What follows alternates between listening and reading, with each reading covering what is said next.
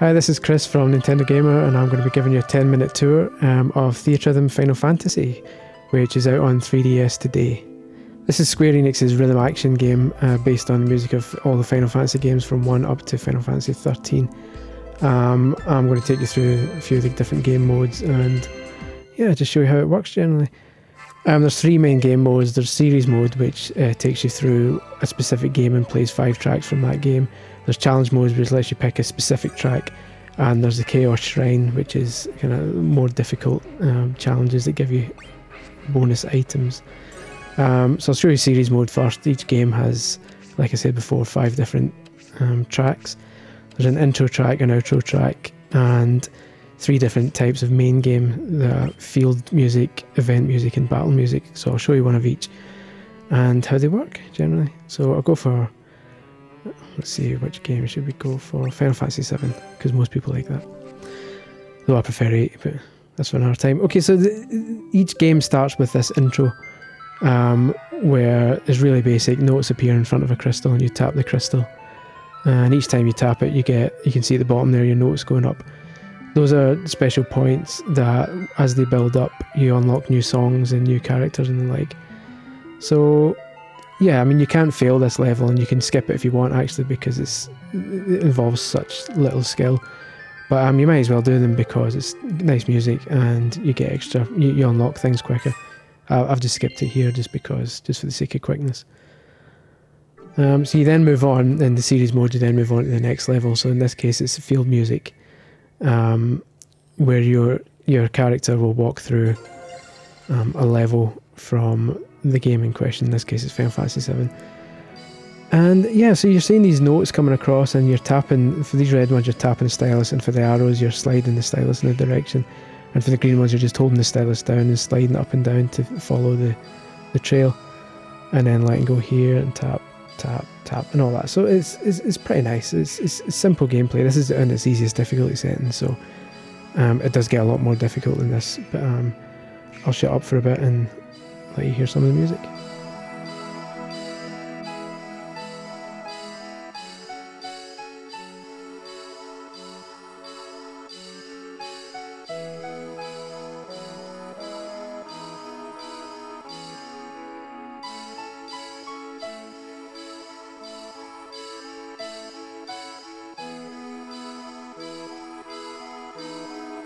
Okay, that's enough of that one, you get the point. I'll quit out of that, and we will now, I'll take you to the challenge mode where I can choose some of the other tracks, and you can see how the event, so you can see how the event music and the battle music works. So I'll pick one from Final Fantasy, one of the retro ones, so you can hear that some of the music goes all the way back to the kind of chiptune, original 8-bit music, and all the way up obviously to orchestral stuff. You can edit your party. There's characters from each of the Final Fantasy games, so you can have representing you, and they level up as you play along. They've also each got their own abilities that you can equip to help you. Some of them have got higher hit points, which mean you can fail more notes. Some of them have more attack power, which means you can get through the battle systems a bit better. So yeah, it's important to build a kind of balanced team to make sure that you can get through the certain type of game you've chosen. So let's go back in Final Fantasy 7 and One Winged Angel, which everyone goes on about as if it's the best song ever. To be fair, it is. Okay, so this is one of the battle stages. You're given a series of enemies here. Here's a stupid little toad guy. And it's a similar sort of situation where you get the notes coming and you tap. Now, although they're appearing on different planes here, you're only tapping anywhere you like at the bottom screen. You don't have to tap high or low, so it is the same sort of thing as the field. It's just presented in a different way. Now, I'm getting critical hits here by hitting it exactly on the right beat. If you get it slightly off, you get a great or a good or a bad if you miss it altogether. The more criticals you hit, the more damage you do on the guy you're fighting, and eventually you'll kill him off and he'll be replaced by someone else. Now, the more people you kill by the time the song is finished, the more items you'll get, the more experience points you'll get. So it's in your best interest to level up your characters, get their attack power up, so you can beat more guys. And here's a cactuar, so you can beat more guys and yeah, just level up in general. So I'll come out of that and I'll show you the final of the 3 different types, the event, theme. I'll go for Final Fantasy 8 because that's my favourite of the Final Fantasies. Okay, so the event music plays a cutscene from one of the older games. This is the waltz scene from Final Fantasy 8. And again, it's more or less the same sort of thing. You're hitting the notes as they appear over your circle, but this time your circle's moving across a single screen. It's a bit... It's stretching it a bit because the whole game is essentially doing the same thing. It's just making it look different each time. It's just dressing it in new clothes, but the essential gameplay remains the same. And again, this is on the easy difficulty. It gets a lot more difficult as it goes along. So it's worth playing these. You have to play through every series on the standard difficulty first before you can unlock. When you finish the song, it then appears in challenge mode, and when it appears in challenge mode, you can then play it on a hard difficulty, and then if you beat it on the hard difficulty, then unlock an even harder difficulty.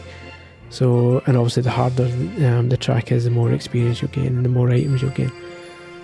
So yeah, I mean, there's lots of unlockables as well as the characters. You've got 99 different dark notes, which are special challenges that have harder tracks to play. You've also got collector cards. There are 81 cards that can be collected, and they're available in normal and holofoil versions as well. So, I mean, I would say you're talking at least 100 hours to unlock everything in this game. The only thing that will prevent you doing it is maybe being bored of playing the same songs over and over again, although there is downloadable content to stretch that out a bit. Okay, I've turned the difficulty up a bit now just so you can see how difficult it gets, so I'll shut up and let you see it on the kind of harder difficulties. This is a battle stage with the difficulty ramped up a bit.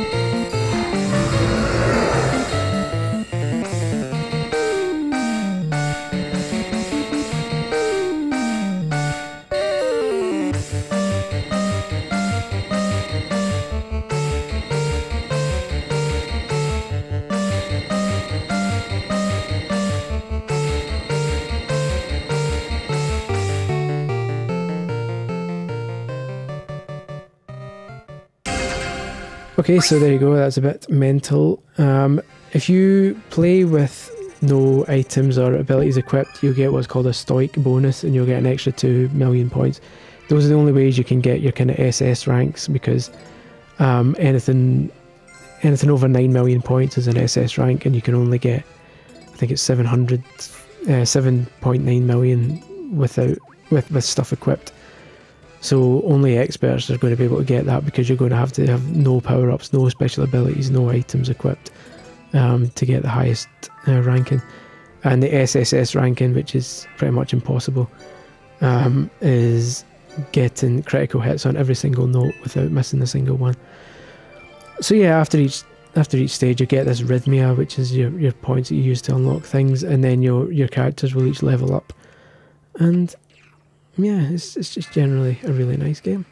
Now once you've finished all the challenge stages and all the series stages, you've still also got the Chaos Shrine, which is where you can play these special dark notes, they're called, and each dark note has got a field stage followed by a battle stage, and they're more difficult. If you defeat those, each battle stage ends with one of 3 bosses, and each boss drops one of 3 rare items, so you can get up to 9 different items by replaying these dark notes. And you can attach one to your street pass as well to send dark notes to different people. So yeah, that's Theatrhythm Final Fantasy. I really like this game. It's a pretty basic idea, but it's addictive. If you like Final Fantasy, you're going to get more out of it. But even if you don't, you just like rhythm games, I would seriously suggest giving it a go. There's a demo on the eShop, so check it out.